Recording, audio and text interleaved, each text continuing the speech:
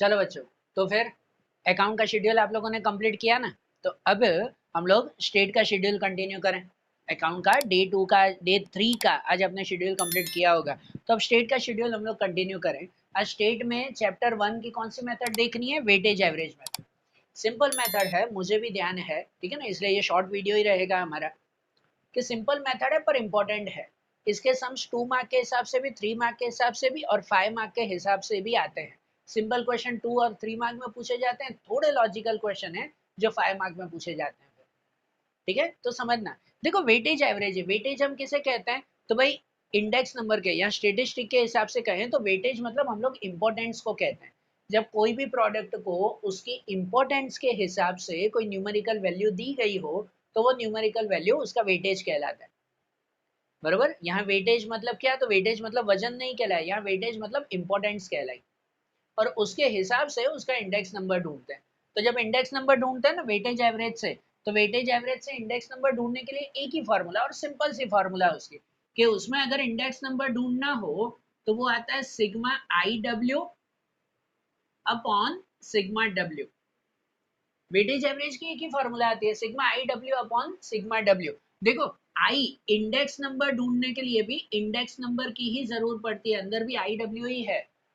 बराबर, पर ये जो इंडेक्स नंबर होता है वो विथ जो है वो वेटेज आता है, वो वेटेज के साथ इंडेक्स नंबर ढूंढना है। ये वाला इंडेक्स इंडेक्स नंबर कौन सा? वो नॉर्मल इंडेक्स नंबर, खाली प्राइस के रिलेटेड। पर वो प्राइस के इंडेक्स नंबर को वेटेज के साथ भी काउंट करते हैं, तो वो वेटेज एवरेज मेथड बन जाती है हमारी। बराबर, कुछ सिंपल क्वेश्चन आते हैं, कुछ थोड़े लॉजिकल भी। जैसे आज हमें 6 क्वेश्चन देखना है ना, उसमें 6 में से 3 हमारे सिंपल क्वेश्चन है, डायरेक्टली ढूंढे जाते हैं। 3 थोड़े से लॉजिकल है, थोड़े से, कोई बड़ा लॉजिक नहीं है। तो देखो आज हमें देखना है इलस्ट्रेशन 11, 16, 21, 24 और एक्सरसाइज 1.3 में 1 और 2, ये 6 सम हमें देखने हैं। अच्छा, इन क्वेश्चन के हिसाब से देखो तो एक्सरसाइज 1.3 में पहले 1 और 2 हम लोग देखते हैं। पहले 1.3 के सम्स देखते हैं। उसमें 1.3 का जो पहला सम है वो एकदम सिंपल मेथड से, जिसमें डायरेक्ट वैल्यू आपको दी गई है। देखो आपकी टेक्स्ट बुक देखो साथ में, कि एक्सरसाइज 1.3 में जो पहला क्वेश्चन दिया हुआ है, लिखा ना, the information about 6 different item used in the production of an electronic item is as follow, so find the index number and interpret it. अब यहाँ इंडेक्स नंबर के लिए आपको आइटम ए टू एफ तक दिए हुए हैं, फिर वेट दिया हुआ है, वेटेज भी दिया हुआ है, और परसेंटेज प्राइस रिलेटिव। तो परसेंटेज प्राइस रिलेटिव मतलब वही इंडेक्स नंबर के, इंडेक्स नंबर आई भी दिया हुआ ही है। भाई इंडेक्स नंबर की डेफिनेशन ही वही, हम चैप्टर की स्टार्टिंग में ही आप लोगों ने शायद पढ़ी हो। तो इंडेक्स नंबर की डेफिनेशन ही वही आती है कि जो रिलेटिव चेंज इन प्राइस या relative change in value of anything, कोई भी चीज का रिलेटिव चेंज है उसे तो हम इंडेक्स नंबर कहते हैं। तो यहाँ पे भी जो परसेंटेज प्राइस रिलेटिव, वही हम लोग इंडेक्स नंबर मानेंगे। मतलब आपको W और I दोनों दिए हुए ही हैं। मैंने यहाँ पे लिखा है देखो, कि ये फर्स्ट वाला सम है 1.3 का फर्स्ट सम, तो उसमें आपके सब प्रोडक्ट, यहाँ वेटेज ही है 5, 10, 10, 30, ये सब है, और उसके साथ जो है वो इंडेक्स नंबर I भी दिया हुआ ही है। तो अगर हम फार्मूला लिखे ना, फार्मूला में आता है sigma I W upon sigma W. तो इसका मतलब कि यहाँ पर सिर्फ एक एक्स्ट्रा कॉलम बनानी पड़ेगी आपको, आई और डब्ल्यू दोनों ही दिए हुए हैं, सिर्फ इन दोनों का प्रोडक्ट करना है, दोनों का मल्टीप्लाई, सिग्मा आई डब्ल्यू, तो वो आई और डब्ल्यू का मल्टीप्लाई करना पड़ेगा। तो सबसे सिंपल ये कि इन दोनों का मल्टीप्लाई, कि अगर मल्टीप्लाई कर दें, यहाँ करें कि 5 9 जा 45, के 45 ऊपर 4, 10 और 4, जैसे 1450 इसको लिखेंगे तो 3150, इसको लिखेंगे दोनों का मल्टीप्लाई 2800, यहाँ पर हो जाएगा 9000, यहाँ हो जाएगा कितना, तो भाई 630, 6300, यहाँ पे करें तो 25 2 जा 50 ऊपर 5 और 75 और 5 80, 8000। बराबर, ये आई और डब्ल्यू इनका मल्टीप्लाई, और फॉर्मूला में क्या आता है, sigma I W upon sigma W. बराबर, तो sigma I W, sigma means total, कि ये आई डब्ल्यू का टोटल अपॉन सिग्मा डब्ल्यू, कि भाई इसका टोटल है ना, सिग्मा दोनों का जो है वो टोटल रखना है हमें। तो भाई इन दोनों का अगर टोटल करें, भाई इनका टोटल करें, जैसे अगर डायरेक्टली कर रहे हैं, यहाँ कितना आ रहा है 5 और 5 10 ऊपर 1, यहाँ 5 6 14 और 3 17, ऊपर जो है वो 1, तो 2 5 7 16 22 और 30, ठीक है 30,700, और यहाँ प्लस करें तो कितना होगा, ये 50 और 50, बराबर, तो 100। तो यहाँ पे सीधा जो है वो इंडेक्स नंबर फॉर्मूला में रखेंगे सिग्मा आई डब्ल्यू, तो वो आई डब्ल्यू का टोटल 30,700 और अपॉन सिग्मा डब्ल्यू, तो डब्ल्यू का टोटल, बराबर ना, ये आई का टोटल की जरूरत नहीं है, आई डब्ल्यू और डब्ल्यू का टोटल दोनों का डिवाइड, तो दोनों का डिवाइड करें तो आंसर आ जाएगा 307। ये हमारा वेटेज इंडेक्स नंबर हो गया। सिंपल सा सम ना, ऐसे सम आपको 2 मार्क्स में आते हैं, बराबर। और देखो एक चीज याद रखा करो कि जब भी इंडेक्स नंबर के क्वेश्चन करो आप और आखिरी में लिखा हुआ कि भाई इंटरप्रेटेड, जैसे इसमें find the index number and interpret, interpret करना मतलब कि भाई उसमें रियल कितना चेंज आ रहा है वो बताना। सिंपल कहो तो जब भी लिखा हो इंटरप्रेट करना है तो जो इंडेक्स नंबर मिला उसको 100 में से माइनस करके लिखते हैं, बराबर। कि अगर सपोज आंसर 307 मिला, मैंने ओरली किया, फिर से एक बार चेक करना फिर भी यही आंसर है कि नहीं, कि अगर सपोज 307 मिला तो इंटरप्रेट करना मतलब कि इंक्रीज इन प्राइस, ऐसे लिखा जाता है कि इंक्रीज इन प्राइस जो कितना होगा कि 307 माइनस 100, तो 207%। भाई इंक्रीज इन प्राइस वो 207% हुआ, ये इंटरप्रेट बताना होता है। ठीक है, जब भी क्वेश्चन में लिखा हो कि इंडेक्स नंबर को इंटरप्रेट करो तो उसके लिए ये माइनस करके बताना है 100, ठीक है, ना लिखा हो तो ये हमारा आंसर। तो देखो वेटेज एवरेज सिंपल है, सिंपल मेथड है कि sigma I W upon sigma W, ठीक है ना, कि भाई ये सीधे जो है वो फॉर्मूला। अब आपको ट्विस्ट कहाँ आते हैं इस मेथड में, तो ट्विस्ट ये आती है कि ये आई और डब्ल्यू में कभी डब्ल्यू नहीं होता, कभी आई की वैल्यू नहीं होती, तो वो वैल्यूज ढूंढनी पड़ती है। ट्विस्ट वहीं पे ही है, कभी आई नहीं होता, कभी डब्ल्यू नहीं होता है, तो पहले वो ढूंढना पड़ता है, फिर आई और डब्ल्यू का मल्टीप्लाई। अब यहाँ कैसे आई और डब्ल्यू जो है वो डायरेक्टली दिया हुआ था तो हमने सीधे ही मल्टीप्लाई किया, बाय चांस कोई चीज ना दी गई हो तो वो ढूंढ के फिर मल्टीप्लाई करेंगे, वो एक खाली इसमें लॉजिक है मेथड में, और कोई एक्स्ट्रा लॉजिक नहीं, बराबर। जैसे आपने फर्स्ट वाला सम देखा ना 1.3 का, ऐसे ही सेकंड वाला देखो, जैसे सेकंड वाला है, अब उसमें भी जो है वो 6 अलग अलग प्रोडक्ट के बारे में यहाँ पे दिखा हुआ है कि टेबल में देखो आइटम सब दिए हुए हैं ए से एफ तक, वेट भी है, वेटेज भी है 17, 15, 22, और उसके नीचे ना प्राइस दिया हुआ है 2 साल का। अब वो चेंज इन प्राइस नहीं है, मतलब इंडेक्स नंबर नहीं, प्राइस है 2014 का 2015 का। तो अगर ये प्राइस है तो 2014 का प्राइस वो बेस ईयर का प्राइस वो P0 है, मैंने यहाँ क्वेश्चन लिखा है, वो P0 और 2015 का प्राइस तो वो P1 है हमारा। अरे बात ध्यान, ठीक है ना, ये समझना बेटा कि देखो आपको प्रोडक्ट है, वेट मतलब W दिया हुआ है लेकिन आई नहीं, जैसे पहले सब में आई दिया हुआ था, यहाँ नहीं है, यहाँ P0 और P1 दिया हुआ है। तो पहले हमें इंडेक्स नंबर आई ढूंढना पड़ेगा, फिर उसको वेटेज के साथ अलग से इंडेक्स नंबर ढूंढना पड़ेगा।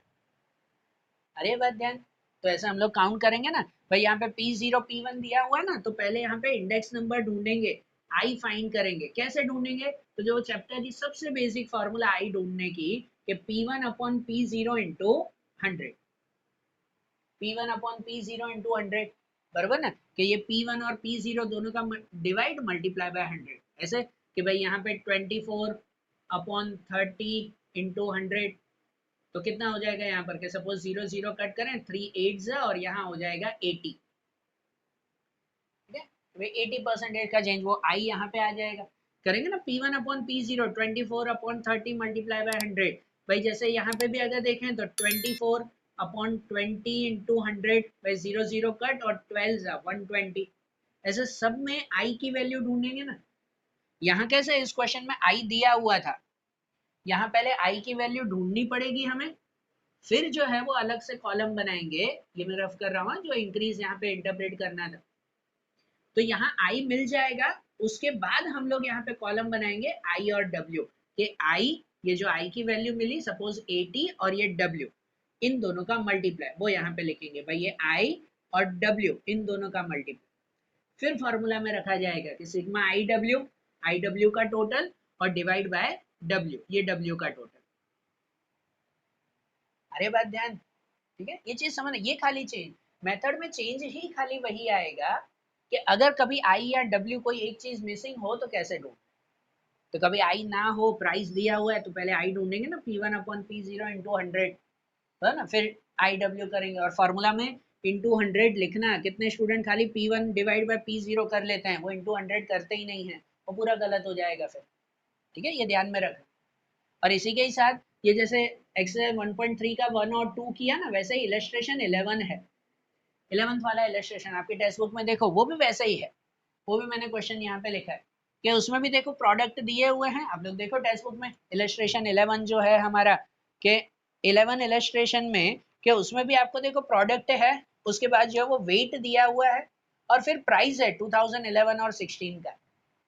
तो यहाँ पर भी वेट है पर फिर प्राइस दिया हुआ है, इंडेक्स नंबर नहीं। 2011 का प्राइस मतलब P0 है और 2000 कितना 2016 का प्राइस वो P1 है। तो इसमें भी अगर इंडेक्स नंबर नहीं है तो पहले आई ढूंढना पड़ेगा ना, फिर आई और डब्ल्यू का मल्टीप्लाई। इसमें भी पहले आई ढूंढेंगे कि P1 अपॉन P0 इंटू 100, जैसे इसमें किया ना उसी तरह से ये भी इलस्ट्रेशन में कि P1 upon P0 200 divide by 160 into 100 करेंगे ना वैसे, और यहाँ आई ढूंढ के फिर आई और डब्ल्यू का मल्टीप्लाई करेंगे। मैं समझ से नहीं कर रहा हूँ कि आप उसे फिर ट्राई करो, मेथड समझो बेटा, कि क्वेश्चन में खाली यही ध्यान देना कि आई और डब्ल्यू मिसिंग है, कुछ भी चीज मिसिंग है, अगर मिसिंग है तो पहले वो ढूंढो फिर उसको काउंट करो। आ रहा है बात ध्यान? ठीक है, तो नोट कर लो। देखो ये जो तीन सम है वो तीन सम सिंपल, कभी जो है वो आई डब्ल्यू कुछ मिसिंग हो वैसे, और वैसे ही अब ये तीन एग्जाम्पल देखने हैं कि ये तीन एग्जाम्पल वो भी थोड़े से ऐसा लॉजिकल दिए हुए हैं जैसे हम लोग समझे कि क्या मेंशन है उसमें। देखो अब जैसे इलस्ट्रेशन 16 देखे हम लोग, देखो 16 इलस्ट्रेशन यही मेथड है सिंपल ही सम, पर क्या इतना बड़ा क्वेश्चन है ना, स्टूडेंट जो है वो क्वेश्चन देख के घबरा जाते हैं कि पता नहीं क्या है क्या करना है। अरे सिंपल सा क्वेश्चन है, सब चीजें मेंशन है, समझो इसमें। देखो लिखा हुआ है the health department has implemented a certain policy for the industrial unit in the year 2003 to control the possibility of cancer due to the chemical process which is hazardous to the health of worker employed in the industrial unit of a certain industrial area who are residing in the same area। देखो यहाँ पे ये तो इतनी बड़ी तो खाली information दी गई है कि भाई गवर्नमेंट को जो है वो कुछ पॉलिसी बनानी है, इसलिए उन्होंने इंडस्ट्रियल एरिया में रहने वाले और इंडस्ट्री में काम करने वाले वर्कर का सर्वे किया है कि जो इंडस्ट्री में से केमिकल निकलता है, धुआं निकलता है, तो वर्कर पे कितना इफेक्ट करता है, कितने वर्कर्स की डेथ होती है, उसका एक सर्वे है। ये इतनी तो खाली इंफॉर्मेशन दी गई है। फिर to evaluate this policy a survey was conducted about the death due to the cancer of person in a different age group. अलग अलग एज ग्रुप के लोगों, कितने लोगों की कैंसर से डेथ होती है वो इंफॉर्मेशन है। The following data are obtain for the year 2003 and 8, 2003 और 8 का ये डेटा है। Find the index number of the death due to cancer using weightage average method. देखो क्लियर दिया हुआ है कि इंडेक्स नंबर ढूंढना है बाय वेटेज एवरेज मेथड, लिखा हुआ ही है। by taking population of this industrial area in the year 2003 as weight and interpret it। देखो दिया हुआ है कि जहां पर पॉपुलेशन को वेट काउंट करके चलना है, बराबर, तो पॉपुलेशन को हमें वेट काउंट करना है, इसमें क्लियरली दिया हुआ है, तो फिर तो और इजी हो गया ना, सिंपल लिखा हुआ ही है कि देखो यहाँ पर आपको एज ग्रुप दिए हुए हैं, मैंने यहाँ पे लिखा कि लेस देन 5, 5 to 15 एज के लोग, 15 to 40, 40 to 60 and more than 60। ठीक है ना, ये एज ग्रुप है और उसके साथ में पॉपुलेशन दी गई है 2003 की पॉपुलेशन, और ऊपर क्लियर मेंशन है कि जो पॉपुलेशन है उसे ही वेटेज मानना है, उसे ही वेट मानना है। मतलब ये जो पॉपुलेशन हुआ वही हमारी W की वैल्यू हो गई 10, 8, 48। और जो ये डेथ दी गई है ना 2003 और 2008 की, ये डेथ को हम लोग P0 और P1 मानेंगे, बराबर ना, ऐसा नहीं, ये P0 और P1 जो डेथ है। अच्छा देखो P0 मतलब हमेशा प्राइस नहीं होता, हम जब इंडेक्स नंबर ढूंढते हैं ना तो इंडेक्स नंबर की नॉर्मल फार्मूला आती है P1 अपॉन P0 इंटू 100। या इंडेक्स नंबर का रूल हम लोग कहते हैं कि क्या कहते हैं कि भाई change in value, relative change in value जो कहते हैं, और वो वैल्यू कोई भी चीज की हो, जरूरी नहीं खाली प्राइस की, किसी की भी वैल्यू चेंज होती हो उसे हम लोग इंडेक्स नंबर कहते हैं। इसी वजह से तो इंडेक्स नंबर हमारा रिलेटिव चेंज है कि जिसमें कोई यूनिट नहीं काउंट करते, कोई यूनिट नहीं आता कि वो रुपीज में है, पर्सन में है, किलोग्राम में है, कि लीटर में है, कोई भी हो यूनिट, कोई भी हो, क्या रिलेटिव चेंज आ रहा है उसे ही इंडेक्स नंबर में काउंट करते हैं। हम फॉर्मूला लिखते हैं P1 अपॉन P0, तो P हमेशा प्राइस नहीं होता, जो यूनिट हो उसके हिसाब से वो P है। तो यहाँ और कुछ नहीं, अगर डेथ दिया हुआ है तो उसे ही P0 और P1 मानेंगे। 2003 बेस ईयर तो वो P0 और ये P1। तो ये तो आगे की तरह ही हुआ ना, जैसे हमने आगे के इलस्ट्रेशन में देखा था कि देखो आपको W दिया हुआ है, P1 और P0 भी दिया हुआ है, तो पहले क्या ढूंढना पड़ेगा हमें, I ढूंढना पड़ेगा। P1 upon P0 multiply by 100, पहले आई ढूंढेंगे ना हर एक के लिए, P1 अपॉन P0 मल्टीप्लाई 100, और आई के बाद फिर ढूंढेंगे हम लोग I W, I multiply by W, ऐसे फाइंड करेंगे ना कि फिर ये आई और डब्ल्यू इनका मल्टीप्लाई, इन दोनों का मल्टीप्लाई यहाँ पे करेंगे। तो सिंपल सम ही है ना भाई, इतना बड़ा क्वेश्चन जो दिया हुआ है वो क्वेश्चन सिर्फ समझाने के लिए दिया हुआ है, बराबर, बाकी सम वैसे का वैसा ही है, कोई चेंजेस नहीं है। और आखिरी में इंटरप्रेट करना है, तो जो लास्ट का आंसर आएगा, जैसे इन्होंने आंसर है भी नहीं यहाँ पे कि 70.17, बराबर, तो उसको 100 में से माइनस करके इंटरप्रेट करना है कि भाई कितना आ रहा है, तो 29.83% आ रहा है वो। 100 से कम है मतलब वो वैल्यू डिक्रीज हो रही है, 100 से ज्यादा हो तो इंक्रीज इन वैल्यू, ऐसे लिखते हैं उसे। आई बात ध्यान, ठीक है। तो ये समझो भाई 16 वाला इलस्ट्रेशन, एक बार फिर से क्वेश्चन रीड करना, सिंपल है कि पॉपुलेशन को वेट मानना है, ये दोनों P0 P1 दिए हुए हैं, फिर आई और आई डब्ल्यू हम लोग ढूंढेंगे। क्लियर, 16 समझ में आया ना समझ में आया तो फिर से बताओ मुझे कमेंट में। अब ऐसे ही 21 वाला इलस्ट्रेशन है, देखो यहीं पे मैं साथ में ही समझा रहा हूँ। इलस्ट्रेशन 21 है वो भी वैसे ही है सिंपल, लेकिन 21 इलस्ट्रेशन में क्या दिया हुआ है कि यहाँ पर कोई वैल्यू नहीं है, वैल्यू हमें खुद की तैयार करनी है, खुद आई भी हमें लिखना है, खुद डब्ल्यू भी इसमें बनाना है, फिर आई डब्ल्यू जैसे फॉर्मूला से करते हैं। जैसे देखो 21 इलस्ट्रेशन है, समझना है 3 मार्क में ये बहुत बार आ चुका है, ये 16 21 बहुत बार 3 मार्क में आया है। जैसे दिया हुआ है कि the price of 3 item A B C among 5 items have been increased in a year 2015 by 90 120 and 70%, बराबर, कि respectively with the respect to the year 2010, कि 10 के कंपेयर में 15 में कोई 3 प्रोडक्ट हैं, मैं यहाँ सम कर रहा हूँ, कोई 3 प्रोडक्ट हैं, कि वो 3 प्रोडक्ट अगर लिखो ए बी सी, कि 5 में से पहले 3 प्रोडक्ट उसकी वैल्यू 2010 के कंपेयर में 15 में 90 120 70% इंक्रीज हुई है, बरोबर ना, इतनी वैल्यू इंक्रीज हुई है। तो जो पता है ना ये परसेंटेज इंक्रीज या परसेंटेज चेंज, वही हमारा इंडेक्स नंबर होता है ना। तो जब भी परसेंटेज में कुछ इंक्रीज या डिक्रीज दिया गया हो ना, तो मतलब आपको वो इंडेक्स नंबर की वैल्यू दी गई है, आई, जो हम आई ढूंढते हैं ना P1 अपॉन P0, वो आई आपको यहाँ पे दिया हुआ है इस तरह से कि ये इंक्रीज करके।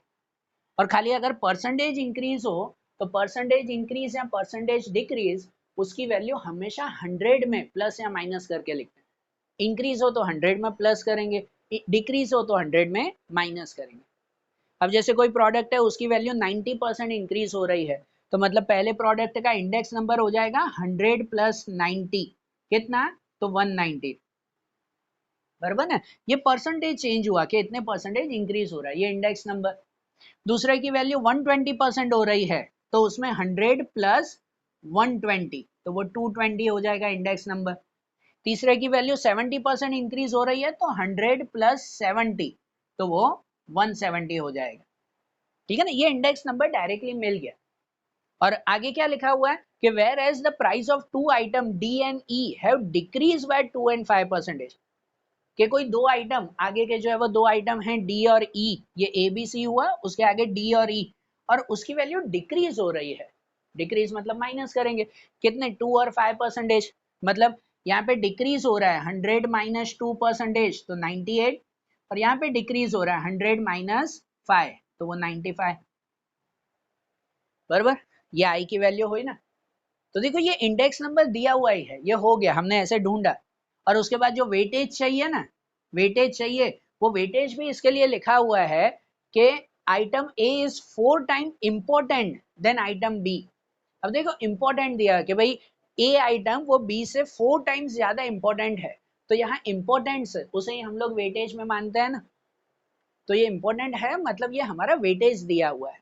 अब देखो इसके हिसाब से वेटेज थोड़ा लॉजिकल ढूंढेंगे कि A is 4 time important than B, B के कंपेयर में ए 4 गुना ज्यादा इंपॉर्टेंट है। तो हम सपोज कर लेते हैं कि सपोज जो है वो बी की इंपॉर्टेंस 1 है, सपोज बी की इंपॉर्टेंस 1 है, तो ए उससे 4 टाइम्स ज्यादा, तो 1 मल्टीप्लाई 4, ए की इंपॉर्टेंस 4 हो जाएगी, बराबर ना, 4 टाइम्स ज्यादा होगा। फिर क्या दिया हुआ है कि C is 6 time important than item A, कि C की इंपॉर्टेंस A से 6 टाइम्स ज्यादा है, तो A की इंपॉर्टेंट हमारी कितनी थी 4, तो उससे 6 टाइम्स ज्यादा, तो इसकी इंपॉर्टेंट 24 आ जाएगी, कि ये 4 है तो उसकी इंपॉर्टेंस यहाँ पे आ जाएगी ना 24, उससे 6 गुना ज्यादा।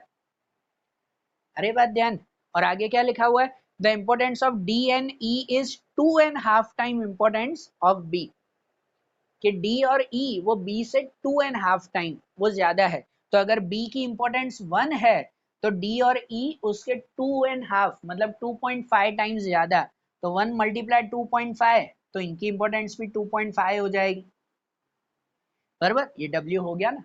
देखो इनकी तरह डायरेक्ट नहीं दिया हुआ था, लॉजिकली हमने ढूंढा, और आई और डब्ल्यू मिल गया, फिर तो फॉर्मूला में वही ना, आई डब्ल्यू ढूंढ लेंगे, आई और डब्ल्यू का मल्टीप्लाई, है कि नहीं, है ना। अब तो सीधे ही करना है कि आई और डब्ल्यू का मल्टीप्लाई कर दें और फिर फॉर्मूला में रख दें sigma I W upon sigma W. अरे बात ध्यान, सिंपल है ना, लॉजिक ध्यान रखना बेटा कैसे दिया हुआ है। और इलस्ट्रेशन 21 ना, वैसे ही इलस्ट्रेशन 24 में 8th वाला क्वेश्चन वही है, लॉजिकली मैंने अलग किए हैं, आज इसको करते हैं, कल वही वेटेज एवरेज की हम फाइनल एक्सरसाइज के सम करेंगे, उसमें भी कुछ लॉजिकल क्वेश्चंस हैं वो देखेंगे फिर। पर अभी पहले ये 24 का 8th वाला सम देखें। तो देखो इलस्ट्रेशन 24 उसमें 8th वाला क्वेश्चन, उसमें भी ऐसा ही है जैसे इसकी तरह दिया हुआ था। यहाँ पे है कि if the increase in price relative of 3 items are 250%, 265 and 300 respectively, ये भी है ना इंक्रीज इन प्राइस रिलेटिव, तो इसमें भी कैसे increase in percentage decrease in percentage था, ये भी वैसे ही कि कोई 3 चीजों का इंक्रीज इन प्राइस रिलेटिव वो दिया हुआ percentage increase, and the ratio of importance of this item are 875, कि उसकी इंपॉर्टेंस दी गई है, जब भी इंपॉर्टेंस हो तो ना मेंशन हो तो भी वेटेज एवरेज ही करते हैं, क्योंकि वेटेज का मतलब ही होता है उसकी इंपॉर्टेंस। तो ये इंपॉर्टेंस भी है, तो find the general index number, तो यहाँ जनरल इंडेक्स नंबर मतलब नॉर्मल वेटेज एवरेज से ही ढूंढेंगे ना, क्योंकि इंपॉर्टेंस दिया हुआ है। तो उसे भी अगर आप ढूंढो तो देखो यहाँ पे हम काउंट कर रहे हैं कि वहां अगर काउंट करोगे तो भाई 3 प्रोडक्ट हैं इसमें, 3 प्रोडक्ट है ना, ए बी और सी लिखेंगे। तो उसमें अगर पहला इंडेक्स नंबर लिखो तो उसमें देखो तीनों में दिया हुआ परसेंटेज इंक्रीज ही है, कुछ नहीं है, परसेंटेज इंक्रीज ही दिया हुआ है ना वो, तो सीधा जो है वो कुछ नहीं, इनको 100 से प्लस करेंगे। पहला 250 है तो 100 प्लस 250, तो वो इंडेक्स नंबर 350 लिखना है। फिर दूसरे में जो है वो चेंज 265 है तो 100 प्लस 265, तो वो 365, और तीसरे में 300 है तो 100 प्लस 300 तो वो 400, आई मिल गया, ठीक है। परसेंटेज चेंज हो मतलब वो इंडेक्स नंबर। फिर वेटेज डब्ल्यू, तो डब्ल्यू के लिए भी सीधा रेशियो दिया हुआ ही है तीनों का, 8 7 और 5, तो इनका रेशियो दिया हुआ है 8 7 और 5 का रेशियो, है ना वो डायरेक्टली। तो आई और डब्ल्यू दिया हुआ है तो हम यहाँ पे क्या फाइंड कर लें फिर, तो यहाँ पे आई डब्ल्यू ढूंढ लें, बरोबर ना, कि आई और डब्ल्यू इन दोनों का मल्टीप्लाई और फिर sigma I W upon sigma W, तो आंसर आ जाएगा ना। अरे बात ध्यान, सब सिंपल है, देखो हमने 6 सम किया, सब में ऑलमोस्ट सेम ही मेथड थी ना, खाली आई और डब्ल्यू कभी ना दिया गया हो तो वो लॉजिकल ढूंढते हैं, फिर आई डब्ल्यू का मल्टीप्लाई। अरे ध्यान, तो देखो आज जैसे मेथड देखी ना, ये इलस्ट्रेशन की है, ध्यान से उसे एक बार फिर से रिवाइज कर लो, और ओसी और इंग्लिश का भी आज शेड्यूल कंप्लीट कर लो, तो फिर कल फिर डे 4 हम लोग कंटिन्यू करेंगे। ओके, चलो, थैंक यू।